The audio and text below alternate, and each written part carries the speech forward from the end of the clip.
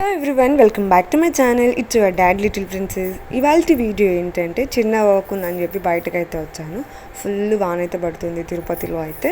ఇంకేం చేద్దాం, పిజ్జా తీసుకొని అయితే ఇంటికైతే వచ్చేసాను. ఇంకా పిజ్జా తినేసి చపాతీస్ అయితే చేస్తున్నాను. సో 4 o'clock అయితే చపాతీ పిండి అంతా మిక్స్ చేసేసి పక్కకు పెట్టేసుకున్నా. అండ్ 7 అవుతుంది. ఇప్పుడైతే చపాతీస్ అయితే ప్రిపేర్ చేసుకుంటున్నాను. సో చపాతీస్ అన్నీ ప్రిపేర్ చేసేసుకొని సైడ్ అయితే పెట్టేసుకున్నాను. ఇంకా చపాతీ పౌడర్ అంతా ఉంటుంది కదా, ఇంకా ఆ ఏరియా మొత్తం అంతా క్లీన్ అయితే చేసేసుకున్నా. క్లీన్గా ఉండాలి కదా కిచెన్. సో ఇక్కడైతే మిల్క్ అయితే హీట్ చేసి పెట్టుకున్నాను కర్డ్ చేయడానికైతే.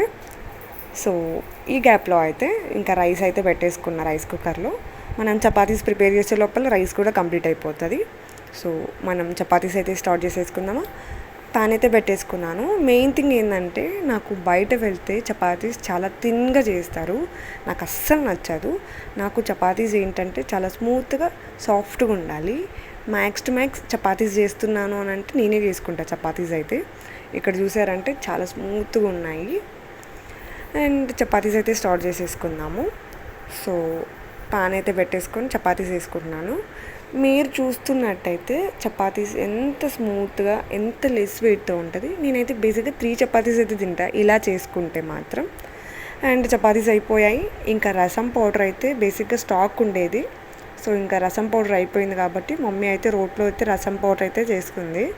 రసం పౌడర్ అయితే రెడీ.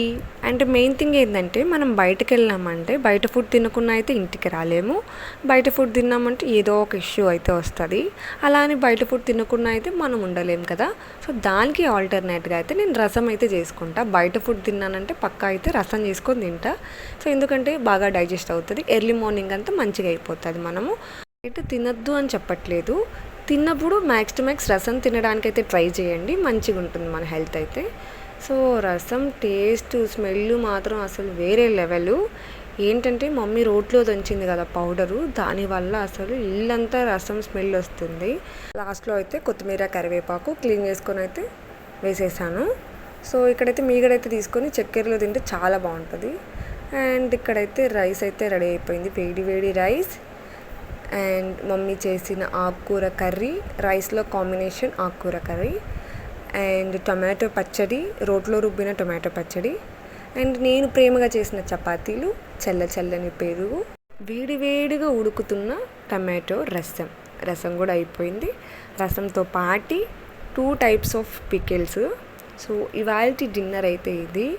మా డిన్నర్లో ఇన్ని ఉండాల్సిందే డైలీ రొటీన్ అయితే. సో అందరూ వచ్చేసేయండి, డిన్నర్ అయితే చేసేద్దాము.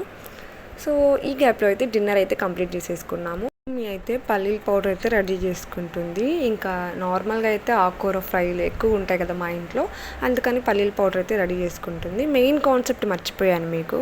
మా దీపు ఏంటంటే టీలోకి చపాతీ తింటాడు, చపాతీలోకి టీ తాగుతాడు. ఇలాంటి క్రేజీ థింగ్స్ మీరు ఎవరైనా చేస్తే కామెంట్ బాక్స్లో అయితే కామెంట్ చేయండి. అండ్ మా అమ్మమ్మ వాళ్ళైతే తోటలో నుంచి మామిడికాయలు అయితే పంపించి డిన్నర్ ఎండ్లో అయితే మామిడికాయలు అయితే తినేసాను. నేను ఇక్కడైతే థర్స్డే ఈవినింగే వేసేసుకుంటాను ముగ్గు, ఫ్రైడే కోసం. సో ముగ్గు అయితే వేసేసుకున్నాను. తులసి కోట కాడ కూడా చిన్నగా అయితే ముగ్గు వేసేసుకున్నాను. సో ఇంకా వర్క్ అన్నీ అంతా అయిపోయింది కాబట్టి ఫ్రెష్ అయితే అయిపోయాను. So my day was completed. For more updates don't forget subscribe.